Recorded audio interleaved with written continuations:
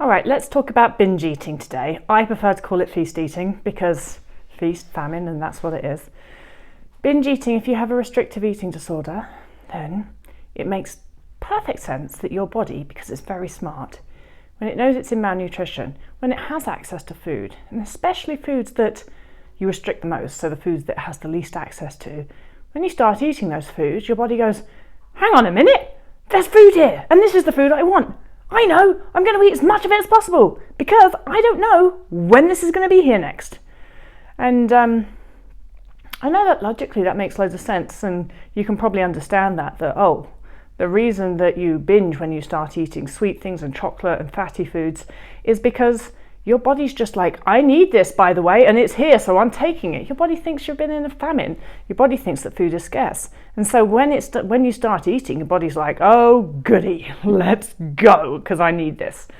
And that's wonderful, actually, because your body's very smart, and it's trying to help you out. But then your anorexia or your eating disorder freaks out about that and says, see, gone the other way already and developed binge eating disorder. That, by the way, is the phrase that I hear the most. I'm scared of going the other way. Whatever that means. I mean, seriously. So, first of all, when you binge, I know that she made the jump that time. I know that for many of you it seems like the biggest, most catastrophic thing that could have happened. Reality check on that. It's not a big deal. Say you ate a load of food. So what? Who cares?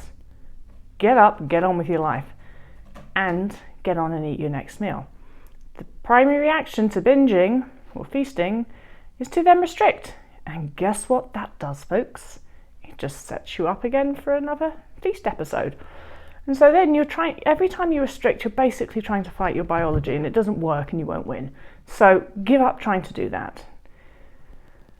Take a deep breath, let your stomach settle, and then when you can eat again, get on and eat again, because the way to stop the binges happening is to convince your brain that food is abundant and can have it whenever it wants. You're not going to do that if you restrict, are you now? Let's compare this to going for a pee. So say, for example, you're somewhere and you need to go for a pee and you can't, and you're holding it and you're holding it and you're holding it. And you have to hold it for so much longer than really you want to or should do. And then finally, when you get to a toilet, you have this huge, enormous pee, longest pee you've ever had. Do you then sit there and go, oh my God, I can't believe I did that. That's the worst thing I've ever done. I'm so disgusting. I'm not going to pee at all again tomorrow. Not going to do it. No, I'd hope you don't. It's similar, isn't it? When you don't do something for a while that your body needs to do, it's going to do that bigger next time it does that. And with this, I know that when I use the example of the pee, you'd think, no, that's stupid. Why would I tell myself I can't pee the next day just because I had a really big pee? Well, yeah, but you're doing that with food all the time. And the thing that just about everybody, myself included when I was in recovery, thinks is going to happen is that you're going to be the anomaly. You're going to be the unicorn. You're going to be the person who binge eats and then stops restricting completely, but magically continues to binge eat forever. That's who you're going to be. Why would your body do that? Your body is binging because you're restricting.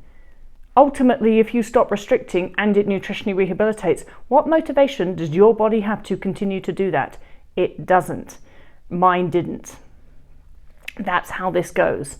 Your body does what it needs to do to get you to where you need to be, and then if you just stay out of the way and stop restricting, it will sort everything out. And when it no longer needs to intake huge amounts of food at one time because it's underweight, undernourished, in malnutrition, and or you are restricting, when it doesn't need to do that anymore, it won't. So, all in all, binge eating as a response to restriction. Number 1, it's not a big deal. Get over it. Number 2, keep eating. Your body is binging because you're restricting. Keep eating. Don't worry about it. Your body will sort it out.